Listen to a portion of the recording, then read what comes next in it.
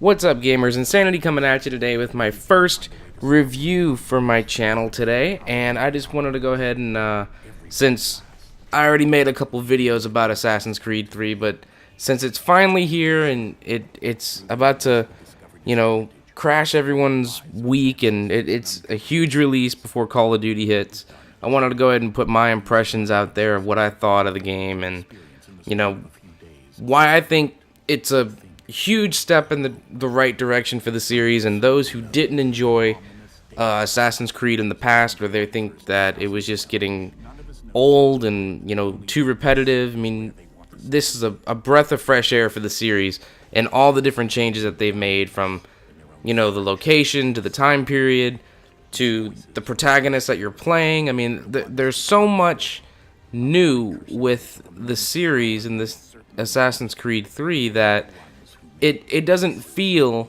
like you're playing the old games. After playing 3 games with Ezio, it was about time that we finally got a new character, and his name is Connor. I don't want to go ahead and give anything away with the story, but from the trailers you can tell that as a young boy, his village was burned down and he lost everything, and he wants to become an assassin, and he trains, and eventually over time you will get to play as Connor, and you can kick some serious ass with the training that he receives. Big thing is with it taking place in some of the major cities like Boston and New York during the colonial times, everyone thought that there's no way that these cities are going to be big enough, to run around and climb buildings and do all this stuff in, but they did a very good job when it came to doing cities from an older time period in the United States and still made it feel like you were in a big world. Sure, there's only like 2 or 3 cities that you're actually going to be running around in, but it's the frontier and the homestead that is just so large that it feels like you're playing 2 totally different games. When you're out in the wilderness, it's a one game, and when you're in the cities, it's a completely different style.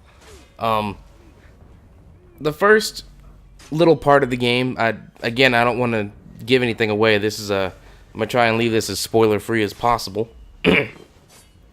You do get all of these amazing gadgets and all this crazy stuff, and you get to try and figure out stuff, from the British point of view. It's absolutely insane to see things, on the opposite side, and that was totally my phone.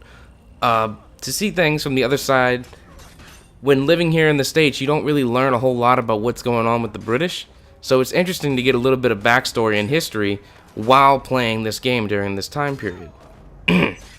After you finish about the 3rd or 4th sequence or so, you'll start taking control, and you begin going on this amazing adventure that will take Connor on a path of retribution, revenge, sadness, excitement, triumph, all this crazy stuff that he goes through. But the big thing I want to talk about is this combat system and how it's completely overhauled to make you feel like the ultimate badass in the game.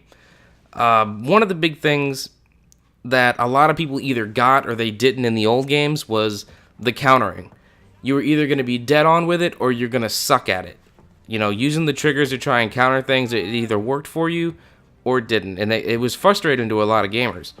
This time around, it's very simple. You're either just going to press O or B, depending on what system you're playing on, 360 or PS3, and you will do a counter. You can disarm people's weapons. You can do all these different types of counter kills that you couldn't do in the past. I mean, it's really interesting how they take a lot of these animations of when you're countering one person. If they just happen to be going in the same direction of another enemy, they're going to wind up killing the other person. This is a great feature in how they take small little instances where, oh gosh, I'm about to get stabbed, and you counter attack it, and you're going to use his weapon to not only kill him, but to maybe kill 1 or 2 other people around you. It's really interesting to see how the combat works in this game. Alright, the other thing I want to talk about is the free running. Getting around in Assassin's Creed has always been, hey, let's jump from building to building, go to point A to point B, and try and get there as quickly as possible, whether it be on the ground or be up in the air on a building, on a house, or whatever somewhere. No big deal. This time around, since, most of the game is outside in the wilderness and all this other stuff, they've given Connor these abilities to free run through branches and tree limbs, which is pretty cool. You can climb up the trees by pressing X or pressing A, and you wind up going up the V shapes to try and get higher in the trees. And as long as you're not holding any extra buttons, you should be able to travel through the tree limbs pretty easily. There's the same thing about the assassinations, for the different individuals. It's the same as it's always been.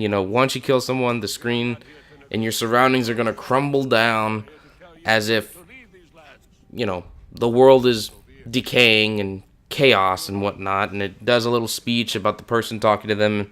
And of course, Connor does his little speech at the end of every single assassination, just like Ezio and Altair did in the other games, which I have to say, the language that they're speaking in this game for Connor's people, the Indians and whatnot, it's so hard to understand. Thank God for subtitles. Even when they try and say the simple things, it's still, you have to pay attention and read, otherwise you're just not going to understand what's going on. Now, let's go ahead and turn the tide a little bit and talk about Desmond Miles. Yes, this has been Desmond's story from the beginning. He has trained with his ancestors. He has gotten knowledge and training in a very short amount of time to become this ultimate badass modern-day assassin. He is with his father, Lucy, and the other guy. I forgot his name. Wow, that's pretty bad. Anyways, and you're trying to basically stop the apocalypse. After all these games, you've talked to the first civilization, the people that were involved with it, and how they created these pieces of Eden and all this stuff, and you have the apple, and you're here to try and save the world and try and stop this apocalypse from happening. The game does focus around the December 21st, 2012 idea that something bad is going to happen, and it is up to Desmond to take all of his knowledge, go against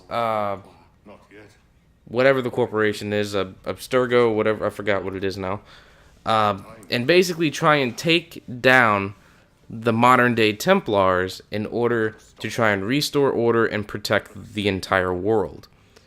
Now, Desmond has a story that is completely separate from everyone else in the game because for some reason they decided to go ahead and put the entire fate of the world in his hands. It's kind of creepy, and it's really odd. You really have to pay attention with the first civilization people are, saying with Juno and Minerva and all them. You really have to pay attention because if you don't, you're going to be lost, and unless you were paying attention from the other games, you're really going to be out of place. So, again, guys, this was just my quick impressions. Thumbs up for the combat, thumbs up for the soundtrack, the new free running, and the historic importance of this entire game. For the United States and the British. It's nice to see things on both sides from an assassin and Templar view. So when you get your hands on this, give it a shot from both sides because it's an interesting story. It's a wonderful way to, in my opinion, to end the Assassin's Creed series on this generation. Who knows where it's going to go from here. And that's it, guys. I definitely would have to say this is one of the top contenders for Game of the Year. Not because it's just a long-running series. It's just because of how great of an overhaul it is for the entire series. It's not the same game that you played, 4 times now? Assassin's Creed 2, Brotherhood, and Revelations? Yeah. It almost felt like it was the same game 4 times. And especially with the same character 3 out of 4 times, it got really old really quick. So when you take control of Connor, you're going to feel like you're playing a completely new experience. Anyways, guys, I'm out. I hope you enjoyed the review. Be sure to hit that like button, subscribe if you already haven't, and I'll see y'all next time.